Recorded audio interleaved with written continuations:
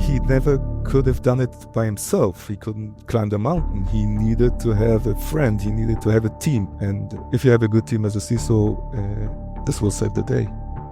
On this episode, we take a ride back to 2022 to investigate the Uber breach, where a teenager with nothing more than a clever lie and stolen keys slipped behind the wheel of a multi-billion-dollar company and took it for a joyride, exposing its most guarded secrets. No elaborate malware, no nation-state army, just a persuasive message, a few whispered words, and suddenly the doors swung open.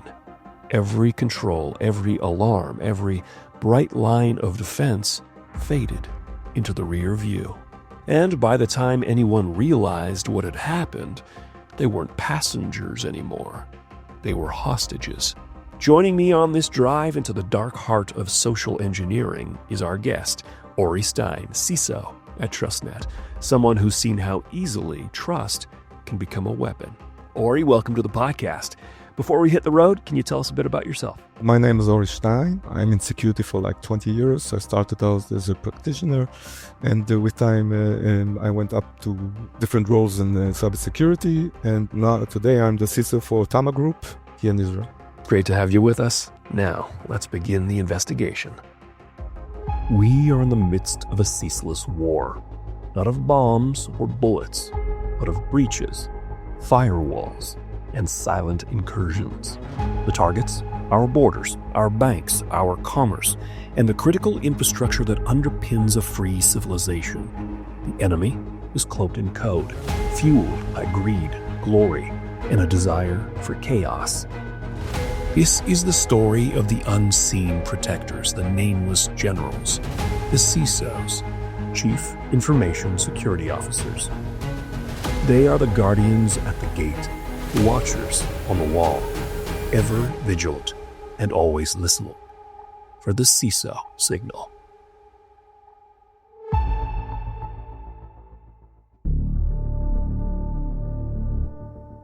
Uber was built like a modern-day fortress, resting on the shaky foundations of a boastful business model, all about disrupting the legacy taxi licensing monopoly. Uber's gates weren't made of steel, they were constructed from code.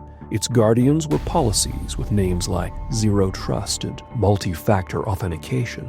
And inside those walls, many believed they had planned for every contingency. But there's one thing even the best blueprints often forget: the people.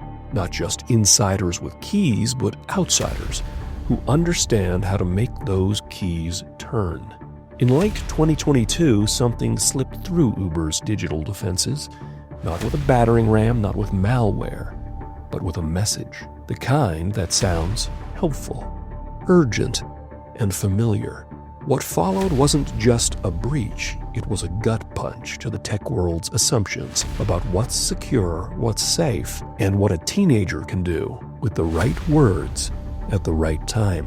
This is what happens when Uber gets taken for a ride on the CISO signal. So what do you imagine was going through Joe Sullivan's mind, Uber's CISO, the moment he first learned of the breach and a teenager taunting them on their internal Slack channels? I don't think that the first time they knew it was a teenager. I mean, you get an incident as a CISO. Yeah. And we're talking about Joe Sullivan, who was very experienced. He used to work for the government, and basically, if you're CISO for Uber, who's a big company, you don't really start to think about your own, liability or whatever. You just do it professionally. You have playbooks. You run your playbooks. It's just like in every other incident. Of course, this one was big, but you align yourself to your playbooks and you start to do an investigation, just cool-headed and right away. So I don't think it was panic, it was professionally executed. So back in 2022, Uber was already a massive company with tens of thousands of employees. We're talking around 30,000 during the time of this breach. What role, if any, do you think company culture played in this security breach? I don't think that there was any kind of negligence, or security is not a big part of the organization. You have to understand, a big organization like Uber, it's really hard to tighten every bolt that's in your network. So as a CISO, you try to mitigate risks, and you can't have a policeman on every user. And the nature of technology is that sometimes you need to give access to the system itself, and it needs high privileges to run. And you can't make sure that every developer or every security person or every IT guy is following the procedures. And sometimes, you upgrade your systems, and the third party, an integrator who's responsible for those systems, he might even just add something that you didn't intend to. And that's why it's really hard. You get thousands of events, but one little event can just be an incident in an instance. We love making this podcast, and we really hope that shows in the care and quality that we invest in it. And we would really appreciate it if you could take a moment to like and share it with your fellow security professionals, as well as dropping us a comment, letting us know what stories and guests you'd like to have on the podcast in future episodes. Now, back to the story. Act 1. A fortress in the cloud. From the outside, Uber was a fortress. Not of stone, but of systems, not guarded by soldiers, but by software. Behind its digital gates pulsed a global empire. Rides, deliveries, logistics, all orchestrated by code, all reliant on trust. In 2022, Uber wasn't just a company, it was a verb. Tens of thousands of employees, contractors and partners, millions of users, and billions of transactions. Its back-end spread across AWS, Google Workspace, Duo Security, OneLogin, and more. A sprawling ecosystem, interconnected, interdependent, and invisible. But with size often comes complexity, and with complexity, cracks. Uber, like many tech titans of San Francisco, invested heavily in security. Penetration testing, bug bounty programs, and single sign-on, two-factor authentication, a sophisticated internal architecture designed to stop threats at the gate. What they didn't plan for was someone already holding the keys. At the heart of Uber's security model was a belief in verification, MFA, multi-factor authentication, designed to stop unauthorized access even if a password leaked. If someone got a hold of your credentials, they'd still need a second check, a push notification to your phone, one final barrier between an intruder and the kingdom inside. But MFA has a flaw. It depends on human behavior, and humans get tired. Enter a relatively new tactic in the attacker's playbook, MFA fatigue, a method as subtle as it is relentless. Here's how it works. An attacker obtains a username and password, often from a prior breach or a sale on the dark web. Then, they flood the user's phone with a barrage of MFA prompts, minute after minute, hour after hour, each one asking, "Do you approve this login?" It's not hacking in the traditional sense, it's harassment, wearing down the willpower of a person until they tap yes, just to make it stop. This technique had surfaced in scattered reports targeting corporations, nonprofits, and even governments, but many still underestimated its power or assumed it couldn't happen here at Uber. It started with a contractor, young, likely undertrained, possibly overworked, one of the thousands with access to the internal VPN. Someone who had credentials that could be used but not, it was believed, abused. Until they were. What no one at Uber realized, at least not yet, was that someone had bought this contractor's login details, and that someone had a plan. Not a virus, not malware, just a script, a strategy, and patience. The attacker didn't go for Uber's firewalls, didn't launch 0 days, didn't exploit technical vulnerabilities. They targeted a person, and they waited for the moment that person let their guard down. Uber had spent millions to keep bad actors out, but in the end, they didn't need to break in. They only had to be let in, and soon they would be.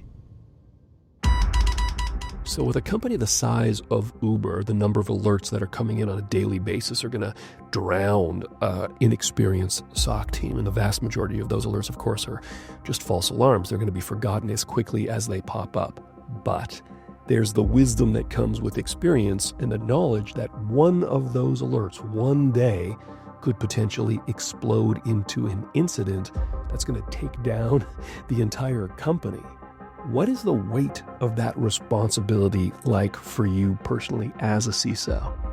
Yeah, that's why you try to do a lot of training. You try to do awareness, and it depends on your team. If you have a good team, you kind of get the feeling of what's the baseline for your company. You know, events are coming in every time. There are a lot of false positives events. You kind of know when there's something that is different. A good SOC team knows the difference between, a benign event and something that looks, this shouldn't be. That this is something that we need to look into because it looks a little bit different than we used to. And a good SOC team will flag such an event and get on it really early, and that will usually prevent an event from being an incident. Interesting. So there's almost like a little spidey sense that tingles when you're like, something doesn't look quite right about this. Exactly. Yeah. It depends also, on the seniority of the SOC team that you have. They need to know the business, the applications, the network, the infrastructure, and if they're really good, they kind of get the spidey sense that something is messy or something is wrong. This shouldn't be. Let's have a look at it. Whereas the vast majority of these incidents, you're just like, okay, that's just a typical issue that we're dealing with. We know that we can dismiss it and move on to the next. Yeah, I mean, if you didn't fine-tune your systems and you get 10,000 of events every second, there's no human who can say, yeah, that looks suspicious. So you need to fine-tune every system, and every new system that gets onboarded, you need to see that it reports to your security operations center. And then it comes down to the people. The people is the most important part of your security team, that they got the eyeballs on the events, and if they know the organization, they will flag it really soon, and that's the key. Again, prevention is ideal, but detection and responding is a must.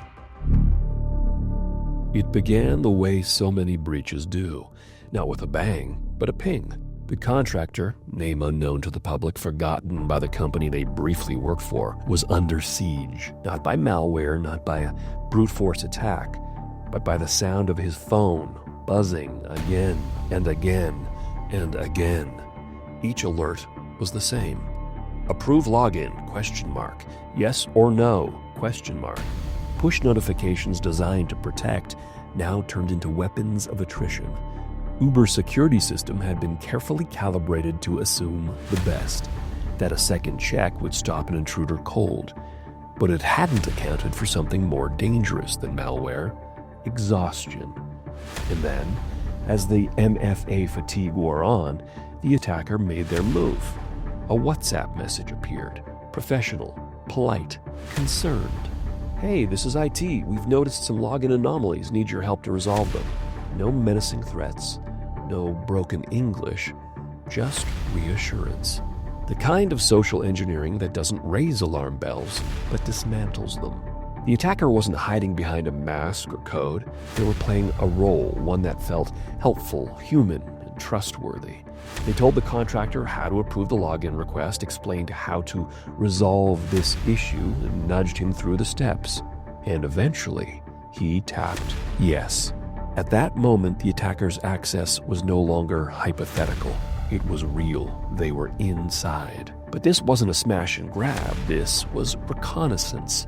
Inside Uber's network, the intruder took their time, navigated through VPN-protected systems, scanned shared internal folders, and there, among routine scripts and config files, they found it, a single PowerShell script, harmless on the surface, but embedded inside hard-coded administrator credentials, a relic from a rushed deployment, a shortcut by a dev who meant well, no one knows. But the result was catastrophic nonetheless. With those credentials, the attacker didn't just have access. They had power. They moved laterally, quickly, precisely. First, the domain controller, the brain of Uber's internal network. Then, Duo Security's admin panel where MFA policies could be manipulated. OneLogin, Uber's identity provider, and AWS, where back-end infrastructure lived. And then finally, G Suite, the digital home of Uber's corporate memory. Vaults of sensitive information, live dashboards, engineering roadmaps, private communications, everything now within reach. And all of it obtained without writing a single line of exploit code. This wasn't a technical marvel. It was a con job. A 17-year-old, yes, 17, had maneuvered through one of the world's most well-defended corporations using only persistence, intuition, and charm. But here's the twist.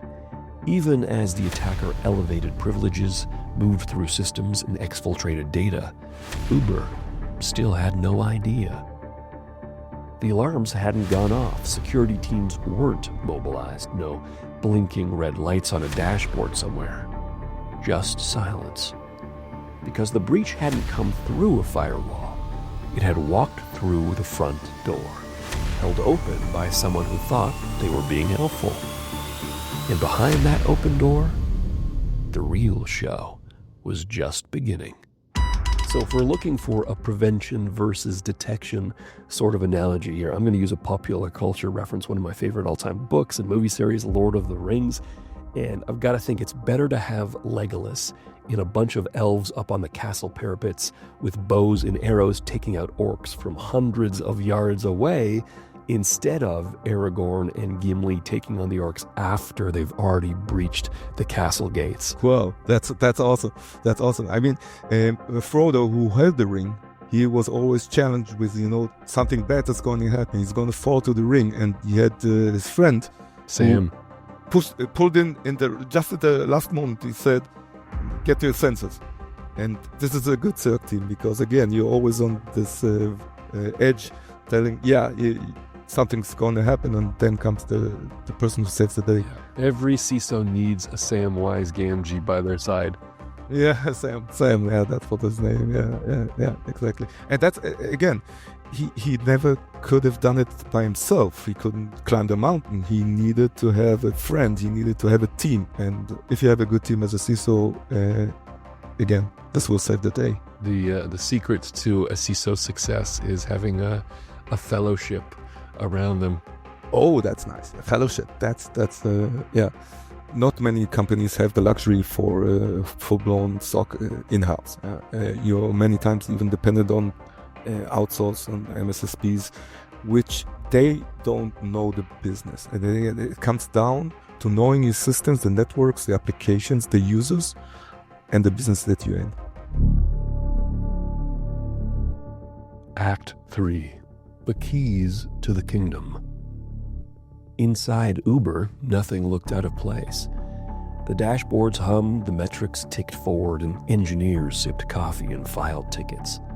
The business of disrupting the world continued uninterrupted, but beneath the surface, deep in the veins of the system, a silent intruder had taken root. Not lurking, exploring. Their credentials now carried the full weight of an Uber admin. Not a rogue user, not a glitch in the matrix. An actual key card, blessed by the system and waved past every security gate. Most intrusions rely on stealth. This one relied on legitimacy. Every login, every query was authenticated, verified, and approved by Uber's own identity systems. No flashing alerts, no intrusion detection sirens, because as far as the software was concerned, the attacker was actually who they claimed to be. And so, step by step, they wandered through the architecture. They accessed the company's internal SharePoint drives, its Slack channels, its AWS control panels, Some systems had additional protection, some were left wide open. In one internal document, the attacker discovered credentials that hadn't yet expired. In another, access tokens for third-party services. Each new discovery peeled back another layer. Each door opened revealed another hallway. And then, in the blink of a cursor, they found it. HackerOne, Uber's private bug bounty program. A platform where researchers quietly submit vulnerabilities, where engineers fix holes before bad actors can find them. A digital confession booth for security sins. The attacker logged in and read and read and read. Unpatched vulnerabilities, zero-day exploits, blueprints to Uber's most sensitive weak points, handwritten by white-hat hackers who trusted they'd remain secret. Now, in the hands of someone who wasn't here to help, screenshots were taken, documents downloaded, and exploit details cataloged. It was a breach of terrifying symmetry, a hacker stealing the secrets of other hackers, some of which could be weaponized against Uber or sold to the highest bidder. But this was never about subtlety, not anymore.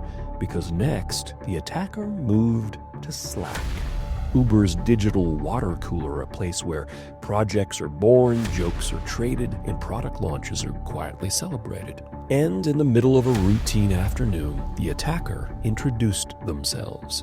They posted under the handle, quote, "Uber has been hacked," end quote. Not just one message, several. Screenshots, credentials, dashboards, admin panels, all shared in a company-wide channel. The screenshots weren't faked, and they weren't vague. They were precise, damning, and unmistakably real. Some employees assumed it was a prank. Others thought it might be an internal security test, but it wasn't. The attacker was showing their cards. They were flexing.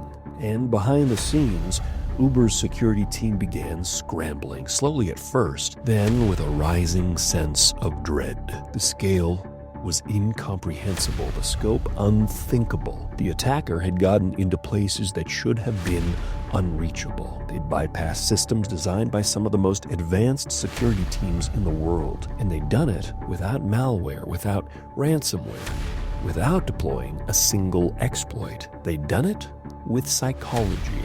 A text, a push notification, a moment of human vulnerability. By the time Uber began containment, the attacker had already burrowed deep into the core. Access was revoked, systems were locked down, credentials rotated, but the damage was done.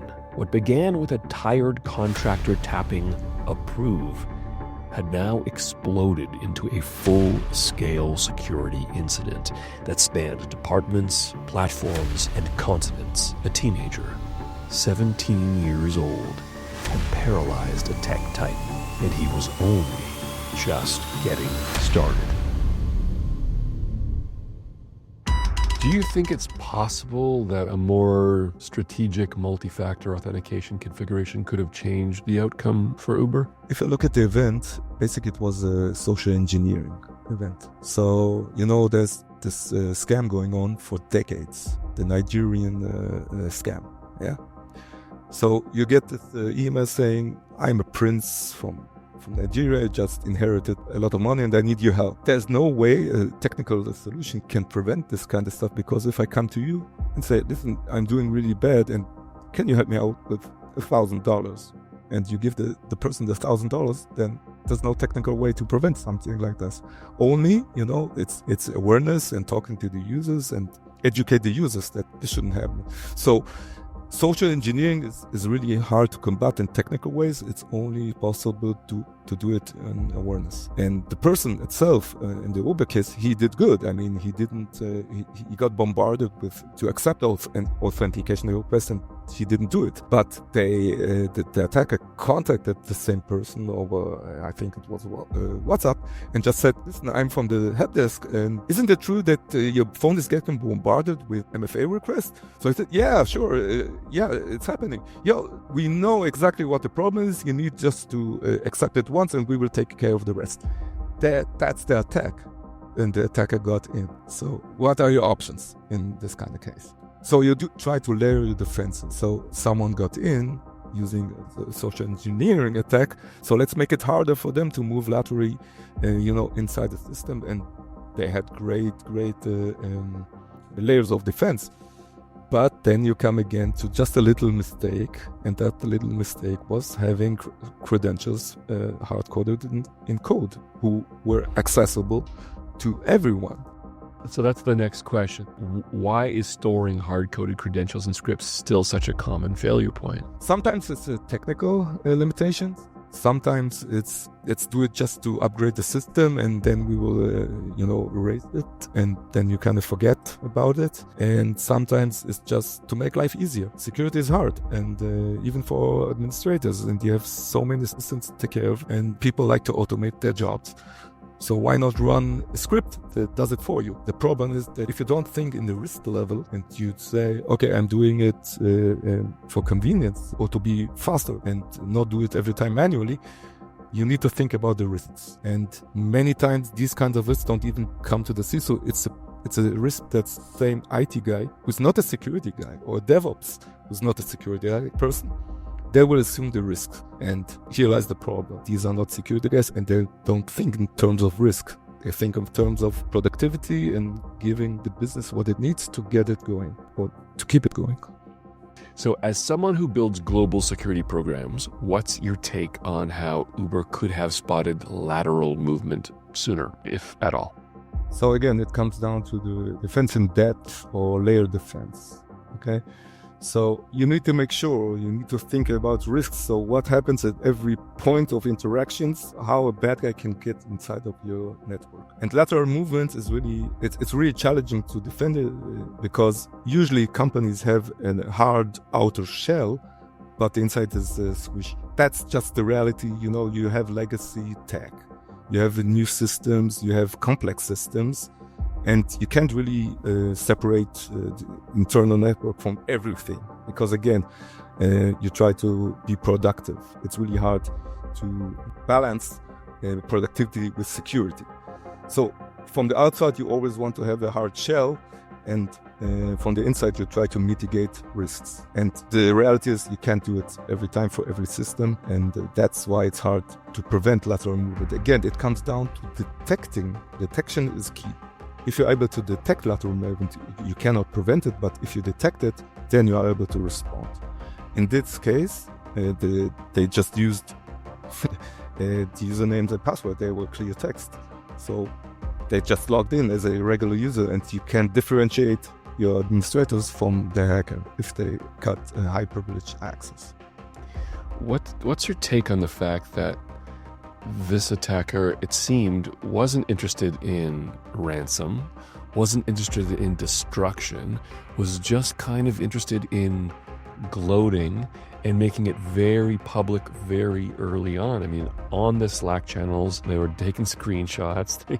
They reached out, I think, to the New York Times, letting everyone know. I mean, they could have hung out quietly inside for some period of time and gotten information that they could have profited from. What do you think about that?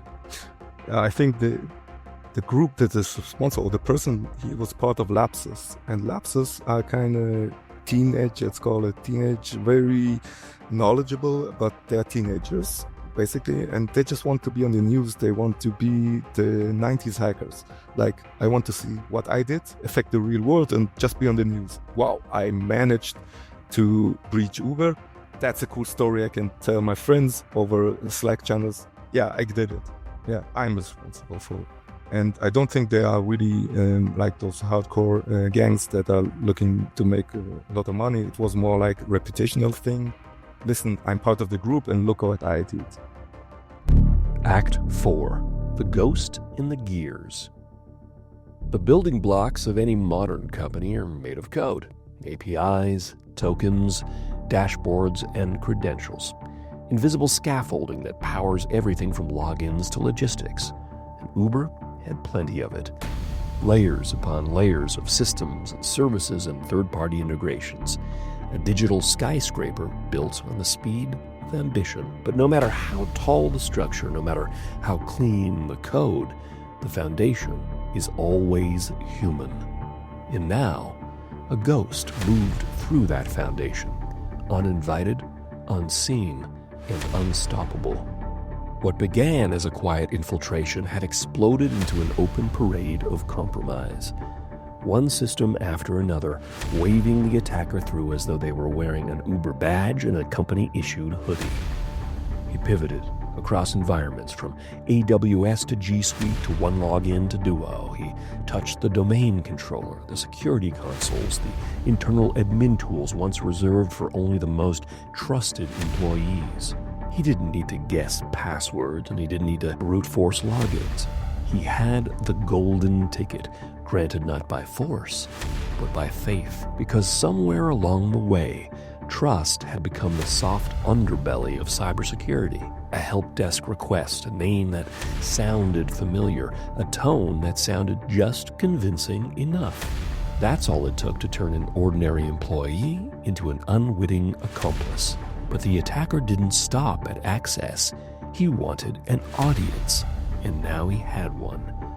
After his messages exploded into Uber's internal Slack, engineers began investigating. They followed the trail of breadcrumbs, screenshots, logs, unusual access patterns. And then they saw it. Live sessions opened under legitimate accounts. Console commands issued from IP addresses that didn't match any known employee. Access was revoked. Passwords reset. Tokens purged. But it was like slamming the brakes after driving off the cliff. The attacker had already exfiltrated documents, internal communications, and bug reports. He'd broadcast his presence like a warlord announcing a siege. And with every screenshot shared online, Uber's internal chaos became external theater. News outlets pounced. The word hacked lit up headlines from Silicon Valley to Singapore. Whispers of an inside job. Speculation of state-sponsored actors, and fingers pointed at foreign adversaries. But the truth was more unsettling. It wasn't a nation-state. It wasn't ransomware. It wasn't even a team. It was a single teenager, operating alone, using free tools, and communicating through public apps and cloud-based platforms. No war chest, no zero-day exploit. Just social engineering, luck, and a disturbing level of competence. And as investigators started connecting the dots, a familiar name emerged from the shadows: Lapsus, a hacking collective known more for chaos than cash. A group that traded infamy like currency, and this breach fit their signature perfectly. Loud, brash, and very public. Whether the teenager was a full-fledged member or simply inspired by them remained unclear, but the effect was the same. Uber was now the latest trophy on the Lapsus wall. Internally, a war room was assembled, and engineers worked around the clock, scrubbing logs, tracing access paths, cataloging every compromised system. Externally, Uber tried to calm the storm. A public statement was issued. It confirmed the breach, but stopped short of revealing how deep the attacker had gotten. Because at that point, even Uber wasn't sure. The attacker moved like a phantom. They touched everything and left digital fingerprints on nearly every pane of glass. And he'd done it not with sophisticated malware or a $1 million exploit, but by exploiting something far older than any technology: the human instinct to help. So when a breach gets this public this fast, what are the stakes for security leadership? Wow. Uber, such a big company, such a big footprint, and they have so much data regarding public data, sensitive data. They have a driver's license. They have so much data, GPS data. I mean, this is really, as a CISO, this is your main responsibility to safekeep this data. And if you look at the stakes here, yeah, they are pretty high. They are significant. And Joe knew exactly the responsibility, what he has to guard from. You mentioned certainly the private data of the drivers, the private data of the company and the routes that they're taking, the private data of the consumers whom, I'm guessing there's credit card information and there's all sorts of additional data that way. So once a hacker has access to that, there's all sorts of potential repercussions and costs there, but it certainly damages their brand, the trust that they have with the public. How do you, as a security professional, deal with that? The thing is that I think for Uber, there was an ongoing investigation for another incident. The FTC, they had an investigation ongoing. So now think as a CISO, your company is already under an investigation and there are going to be repercussions. And then you have to deal with another incident, even bigger. What do you say to the regulators? How do you even come forward and say, listen, we have another incident, while the first one is not even concluded. So there's immense pressure. Also from the business, I'm pretty sure it wasn't said, but there's a pressure because regulations is always a business risk and there are potential fines. So just imagine if you have one investigation going and then you have a second, you don't even know, it can bury your company. And I think the CISO did what he thought was best to protect the company, the reputation. So as a CISO, you've got that glorious C in your title, but unlike the rest of the C-suite, you've got some unique legal liability and exposure issues. What are your thoughts on that? That's right, yeah. The challenges are immense. The pressure is immense. You're always thinking about the worst cases. And even then, if something happens, you get thrown under the bus because your title says you're responsible for security. And again, you can't defend for 100% of all the events. So since the Uber breach, the role of CISO has evolved in regards to the expectations for public-facing transparency, and obviously the regulations have also changed. Can you speak a bit about the evolution and the pros and cons associated with CISO and transparency? Interesting, because every incident is it's like a different beast. Every incident has its own life. It's a little bit different. And the issue of transparency is also something that kind of depends on the culture. And again, if you're a public traded company back then, if you are transparent, you might hurt the stock if you're too transparent. Today we got a regulation that said you need to report after 72 hours. But back then, if you were transparent enough, it could backfire even. Yeah. And most of the time, again, if there's a big incident, you don't really know all the details, you don't really know what happens, and being too transparent can actually hurt you. Right, absolutely. Yeah, if being transparent means that the stock takes a tumble and all the shareholders and the board are banging at your door saying, what are you doing? Yeah, you've got communications people who are there and PR people who are like very carefully managing the message that goes out. It's a very challenging situation. In PR, every word is getting dissected. The context really matters. There are companies, when you see the breach notification, then you read it, it's just basically blah, blah, blah, because some lawyer wrote it, some generic stuff. Yeah, we're looking into it. You know that they're not transparent. Transparency needs to become, we had an incident, yeah. We are actively investigating it and we're doing all we can. We have teams, and you said you are you're exposing not exactly what you're doing, but the process. There was a big cyber event from a third party that the CEO of Kaseya is a big service provider for many companies, and they got popped. And because it's like a third party attack, they manage networks for many companies, and the CEO went on camera on YouTube and just spilled it out. We messed up. It is our fault. We are doing everything we can. We didn't want it to happen, but it happened. And now we're doing ABC. And this kind of transparency, he got so much help just by being out there and being truly, truly transparent. And big companies said, we will help you with no charge. But again, it depends on the company. If you're publicly traded, it depends on the stakes, on the risk levels. Yeah. I've heard from several CISOs, basically, the best course of action is to be as honest as you can and as transparent as you can be, because in many situations you have attackers who, if you aren't honest, they will come out and contradict you with the truth just to make you look bad. And nothing looks worse than being attacked, being exposed, and having an attacker publicly shame you by saying they're not being honest, and here's the proof that they're not being honest. The attackers are even smarter than that. They will say, if you don't pay us or whatever, we will report you to the SEC. Let's say if you're a public company, we will report you to or the FTC or to any regulatory body. We will do it for you. We will file in the incident request. Hey, you're not doing it. And you either pay us the money or we're going to go to the regulators, and then it's going to be known that the hacker reported you for the breach. Act 5. The Mirror Test. In the days that followed, Uber's breach became more than a headline. It became a mirror, held up not just to one company, but to an entire industry. Because if they could be breached, a tech titan built in the heart of San Francisco, fortified with layers of security vendors backed by billion-dollar budgets and a battalion of engineers, then who couldn't? The question wasn't how the attacker got in. That part was already clear. He tricked a human. He found a script. He escalated privileges.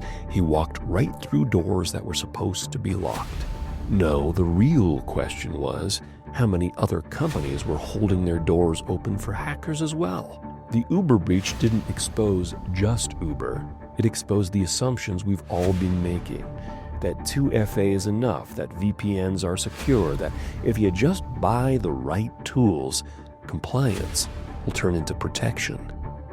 But as Uber's internal report would later reveal, the attacker didn't succeed because defenses were weak. It succeeded because defenses were predictable, and because trust between employee and IT, between tool and credential, between company and cloud, was treated as an asset instead of a liability. In the aftermath, Uber did what most companies do. They reset passwords, they audited access logs, they partnered with law enforcement, and they promised it wouldn't happen again. But in a quiet corner of that chaos, somewhere inside a now hardened Slack channel or a quarantine server, a deeper realization took hold. The enemy had changed. It wasn't just foreign governments or black hat syndicates anymore. It was kids. It was hobbyists. It was threat actors who didn't want money. They wanted mayhem, not ransomware, just reputation. And when you're playing defense against someone who's not after profit but attention, the rule book goes out the window. The attacker behind the Uber breach was reportedly traced, a British teenager, 17 years old, allegedly connected to Lapsus, the same group behind breaches at Microsoft, Nvidia, and Samsung. A boy not yet old enough to vote who walked past Uber's security like it was a bead curtain. He didn't break in, he was let in. And once inside, he danced through their systems, leaving behind not destruction, but a message. Security, he seemed to say, is not a product. It's not a dashboard. It's not a checkbox on a compliance form. Security is a mindset. And Uber, like many others, had been too busy building fast to build deep. Their engineers were brilliant, their infrastructure expansive, but their defenses, they were built for a different kind of war. The kind with perimeters, the kind with rules, the kind where you can tell who's inside and who's out. But this wasn't that kind of war anymore. This was post-perimeter, post-trust, a world where your weakest link isn't your firewall, it's your colleague, the well-meaning employee just trying to finish their shift, respond to one last message, approve one more login request. And so Uber joined a long and growing list of companies forced to confront the uncomfortable truth. We've architected our digital empires on a foundation of assumed trust. And all it takes is one clever whisper, one misplaced click, or one 17-year-old with enough nerve and time to bring it all to its knees. So if you were advising Uber's security team post-incident, where would you start? Oh, that's a hard one. Yeah, that's really...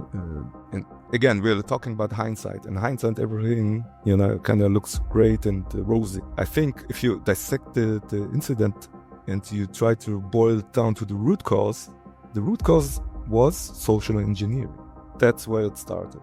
And I would say that the focus of the security program should shift to the person, to the employees, to the workers, and focus on user awareness. Don't forget, since COVID, people are working remotely. And it's even harder to vet someone who is a remote worker who you don't see, you don't have physical access. So he can just pretend to be someone else, or he can get paid to leak sensitive data, or because the help desk has more access than regular employee. By the way, Coinbase just had an incident. Coinbase is like a big crypto company who had this exact incident. Hackers contacted the help desk and gave them money to disclose information about their customers. They don't even had to breach Coinbase. They just asked the help desk who had access to internal systems, hey, give me information.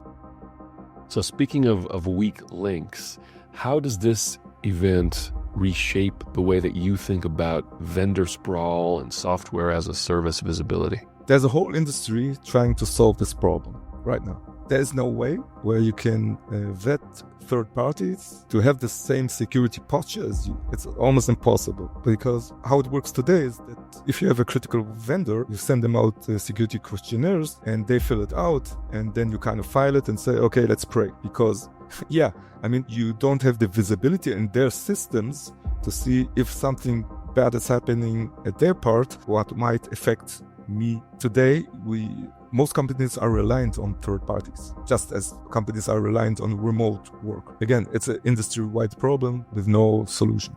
Okay, so let's look at another facet of the modern threat landscape and sort of psychology over tech. What's your take on social engineering versus technical exploits today? I would say social engineering is the easiest way. And no amount, you can do user awareness, but then you need to think about, user onboarding and offboarding, and your security program needs to go over the same topics that address fraud and social engineering every time. Basically, you need to have a program that runs through all those risks constantly. Security is one part of a business. Users or employees are getting bombarded with every kind of messages. You have sexual harassment, security, physical security, fire drills.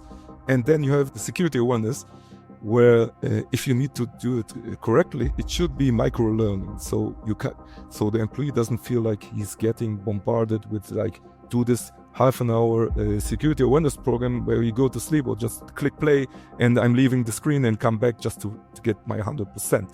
You need to build your security awareness program in a way that it should be engaging enough for the users, for them to recognize what's in it for me. Why should I care about security? Because these kind of attacks are really easy to execute and they have a big impact on our company.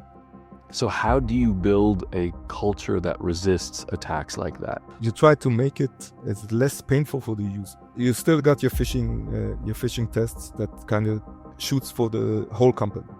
But then you try to focus down on the individual of the company. So then you do let's say marketing team. You send them over a short video, 1.5 minutes, regarding specific risks for the marketing company. And you need to tailor your awareness program to the employees and what they're doing, what their business function is. Almost personalize the security awareness to the individual. Sometimes we do user awareness, we do talks, we have learning breaks where you specifically focus on a topic. You bring in outside security professionals who can talk. We as a professional like to talk EDR and all this technical stuff. So bring someone in who talks at the level of just a plain simple user who doesn't understand security. And you do the workshops, you do interesting stuff. You hand out flyers saying, listen, think before you click. Small messages. You need to do it in many different ways, but you need to be consistent. So the user gets a feeling security is important. It's something strategic for the company. It's not just let's do it just to check the box. And if you get to this level, can come and touch the individuals, then you're on a good track. Do you think that incidents like this breach change the board's expectations of CISOs? What the board wants to know, basically, they will ask a CISO, are we secure? But that's not the correct question. The question should be, are we managing risks? That's the correct question. Or let's say the correct answer from the CISO should be, there's not 100% security, but we are managing the risks. And the risks are specific for the company. So if you are embedded as a CISO, you know your company, you know what makes your money, you know the critical systems, and you have a good security program that guards all those risks, then you can come to the board and say, we are managing the risks at a level that is good enough for our company. And if there's something missing, you need to come forward and say, listen, in order to reduce this risk to an acceptable level, we need to invest X, Y, Z, but you as a board need to tell me what's the acceptable level of risk. And this is the hard part. Boards and management, they can't quantify risk. It's really hard to quantify cyber as a risk because, again, thousands of events, and one of them can be the event that will shut you down. So right now, out there somewhere is the CISO who will get caught up in the next massive public breach, whose company or organization will be in the headlines for all the wrong reasons. What blind spots should CISOs be paying attention to today to make sure they're not in the headlines tomorrow? I think today in this environment, the blind spots are the cloud. It's a big blind spot because, again, if you're on-prem, you have a security team, your SOC team, you have eyeballs on everything.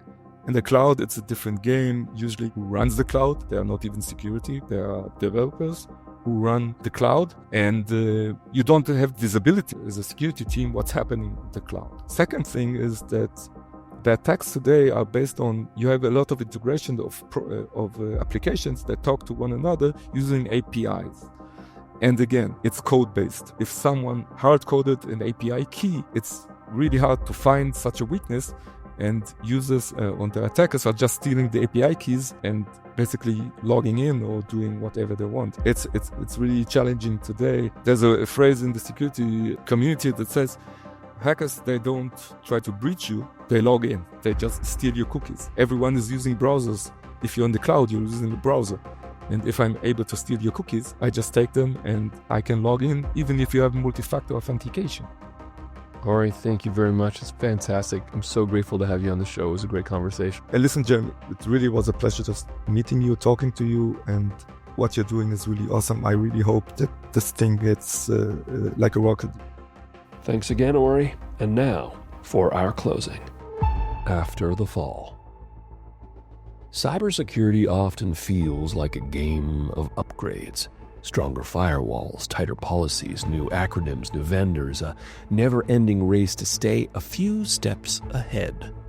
But sometimes it takes a breach, not just of systems, but of confidence, to realize the race itself might be flawed. Uber's breach wasn't the work of a nation-state. It wasn't some high-tech siege with 0 days and cyber weapons. It was something simpler, something human, a teenager with a gift for imitation, a company that trusted too quickly, and a culture that, like so many others, confused access with security.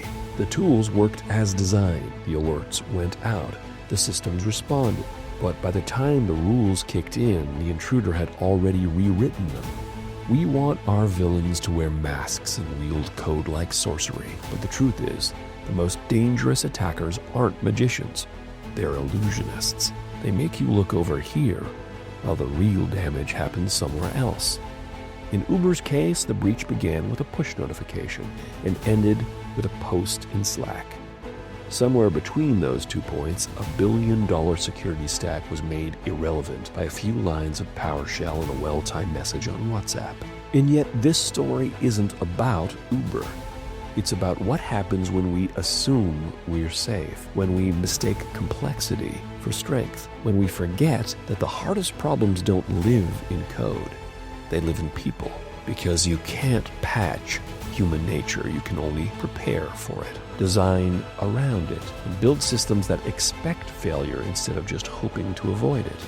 The Uber breach didn't expose a flaw in the system, it exposed the system. And so we must remain vigilant and always listening. for the CISO signal. All episodes are based on publicly available reports, postmortems, and expert analysis. While we've done our best to ensure accuracy, some cybersecurity incidents evolve over time and not all details have been confirmed. Our goal is to inform and entertain, not to assign blame.